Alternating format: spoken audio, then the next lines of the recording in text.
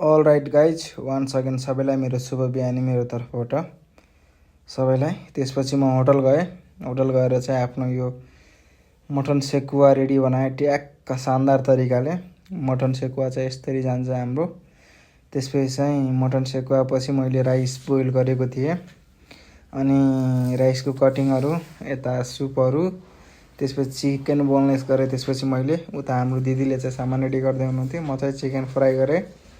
Chicken mutton Sutton सबै काम भइसकेपछि चाहिँ दिदी चिया गरेर आएको थियो, हाम्रो दिदीले बनाउँदै हुनुहुन्थ्यो। त्यसपछि दिउँसो मोमो कार्यक्रम थियो।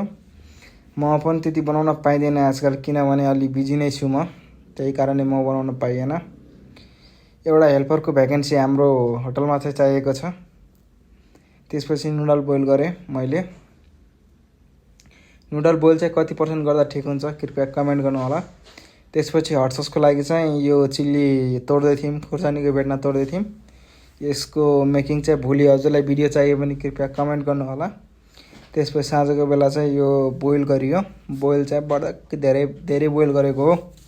हजुरलाई मनपर्छ भने कृपया लाइक कमेन्ट सब्सक्राइब र सेयर गर्नु होला। मेरो बायोमा युट्युबको लिङ्क छ, त्यहाँ गएर पनि कृपया सब्सक्राइब गरिदिनु होला र च्यानललाई फलो गरिदिनु होला। अहिलेको लागि बाई बाई।